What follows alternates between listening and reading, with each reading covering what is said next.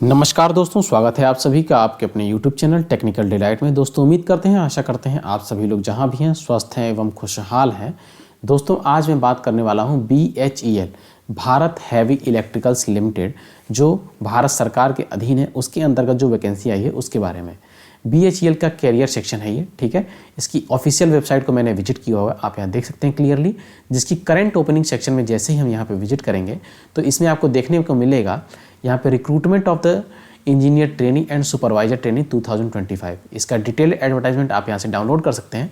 Apply link अभी activate नहीं हुआ है, जब एक्टिवेट होगा तो इस पर आपको क्लिक करना होगा, जिसका लिंक मैं आपको डिस्क्रिप्शन में दे दूंगा, जहाँ से आप डायरेक्टली साइट को विजिट भी कर पाएंगे, ठीक है।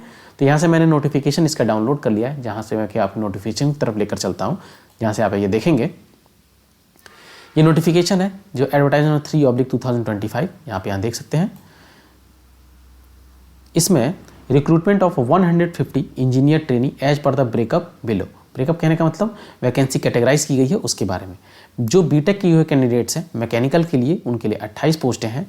टोटल यहाँ पे 70 पोस्टें हैं, जिसमें EWS के लिए 7, OBC के लिए 20, SC के लिए 10, ST के लिए 5। उसी तरह जो कैटेगराइज सीटों का है वो electrical, civil, electronics and communication, ये चीज़ें आप यहाँ पे देख सकते हैं, ठीक है। आते हैं नीचे। टेंटेटिव प्लेस ऑफ पोस्टिंग यहाँ क्लियरली पहले ही दे दिया गया है कि कहाँ पे होगा। Trichy, Ranipet, Vizag, Bangalore and power sector sites जो भी होंगी वहाँ पे मैकेनिकल वाले की पोस्टिंग होगी। उसी तरीके से सबकी कहाँ पे टेंटेटिव प्लेस ऑफ पोस्टिंग, मैंने आपकी पोस्टिंग कहाँ होगी वो दे दिया गया है। उसी तरीके से सुपरवाइजर ट्रेनिंग की जो पोस्ट है, जो कि 250 वैकेंसी है, जो कि बहुत ही अच्छी मात्रा में वैकेंसी है।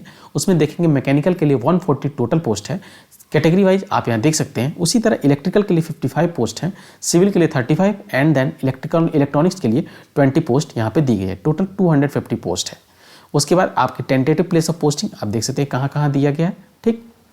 उसके बाद इसके की पॉइंट जितने भी हैं मैं उन सभी पे आपसे बारे में बात करूँगा। इसमें देखेंगे इंजीनियर ट्रेनिंग के लिए फुल टाइम बैचलर डिग्री होना चाहिए इंजीनियरिंग टेक्नोलॉजी, और 5 ईयर इंटीग्रेटेड मास्टर डिग्री और dual degree programme in engineering और टेक्नोलॉजी, डिसिप्लिन ऑफ मैकेनिकल और इलेक्ट्रिकल और सिविल और इलेक्ट्रॉनिक्स और केमिकल और metallurgy engineering from the recognised board and university. 27 year age limit है, 29 year for the candidate having 2 year full time post graduation, यानी BTech के बाद जिन्होंने एमटेक किया हो उन सभी कैंडिडेट्स के लिए ये क्राइटेरिया रखा गया है। सुपरवाइजर ट्रेनिंग के लिए देख सकते हैं डिप्लोमा होना चाहिए आपके पास, जो डिफरेंट ब्रांचेज में जैसे आपकी पोस्टें दी गई हैं। कितना मिनिमम 65% मार्क्स और इसके इक्विवेलेंट होना चाहिए। उसके बाद CGPA in aggregate all semester oblique year. उसके बाद 60% किसके लिए है, SC ST कैंडिडेट्स के लिए। एज लिमिट की बात करें तो 27 ईयर। उसके बाद रिलैक्सेशन के बाद 3 साल OBC को दिया जाएगा एंड SC ST कैंडिडेट को 5 ईयर का रिलैक्सेशन दिया जाता है, ठीक है। इसमें दिया गया है कि BHEL में जैसे आप मैकेनिकल ब्रांच में अगर अप्लाई करते हैं तो इसमें किस किस ब्रांच से आपने बीटेक किया हुआ है तो भी आप इसमें एलिजिबल हैं अप्लाई करने के लिए।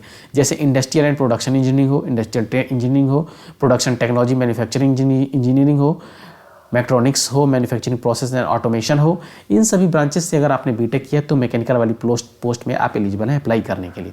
उसी तरह इलेक्ट्रिकल वालों के लिए देखिए power engineering, electrical instrumentation and control, high voltage engineering, इस तरीके से डिफरेंट ब्रांचेस 8 ब्रांचेज आपको दी गई हैं। ये सभी कैंडिडेट्स इसमें एलिजिबल होंगे। ये क्राइटेरिया जो है डिप्लोमा और बीटेक सभी के लिए है। अगर आपका डिप्लोमा होता है तो आप इसमें एलिजिबल होंगे अप्लाई करने के लिए। इसी तरीके से सिविल, मेटलर्जी, केमिकल, इन सभी के लिए दिया गया है। रिलैक्सेशन के बारे में मैंने आपको पहले ही बता दिया, SC ST के 5 साल, OBC के 3 साल। उसके बाद जो कास्ट सर्टिफिकेट आप लोग बनवाएंगे, दिया गया है कि candidate must be appear in the central list. तो आप जो कास्ट सर्टिफिकेट बनवाएं वो सेंट्रल का ही कास्ट सर्टिफिकेट बनवा लें।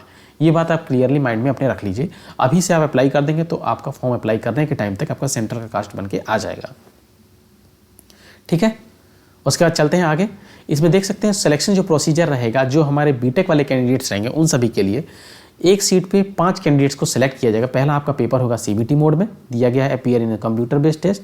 कंप्यूटर बेस्ड टेस्ट के बाद आप जो मार्क्स रहेंगे उसमें एक सीट पे 5 कैंडिडेट को सिलेक्ट किया जाएगा 1:5। उसके बाद उनका इंटरव्यू किया जाएगा, देन एक फाइनल कैंडिडेट को लिया जाएगा। लेकिन जो हमारे डिप्लोमा होल्डर्स कैंडिडेट थे उनके लिए क्या होगा, CBT मोड का जो एग्जामिनेशन होगा वो कंडक्ट करवाया जाएगा। उसके बाद उसमें डॉक्यूमेंट वेरिफिकेशन को बुलाया जाएगा। कितने कैंडिडेट को, एक सीट पे 3 कैंडिडेट को बुलाया जाएगा, ठीक है। उसके बाद एक कैंडिडेट को सिलेक्ट किया जाएगा। उसमें से DV में 1:3 कैंडिडेट जाएंगे। उसके बाद आगे देखेंगे हम पेमेंट की अगर बात करें तो यहाँ देख सकते हैं फॉर इंजीनियर ट्रेनिंग के लिए देख सकते हैं जो आपका बेसिक पे रहने वाला वो 50,000 का रहेगा, ठीक है।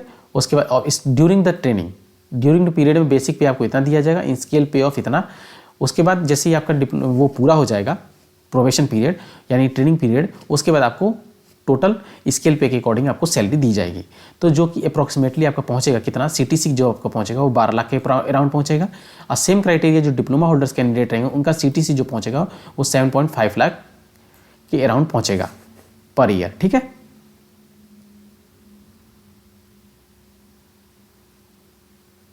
उसका जो फॉर्म फीस रहने वाला है UR, EWC, EWS and OBC candidates के लिए उनके 600 रुपीज़ का एग्जामिनेशन फ़ी, प्रोसेसिंग फ़ी तो इस तरीके से 1072 यानी 1072 रुपये का आपको फॉर्म फीस पे पेमेंट करना होगा। SC, ST and ex serviceman candidate को 472 रुपीज़ का फॉर्म फीस पेमेंट करना रहेगा, ठीक है।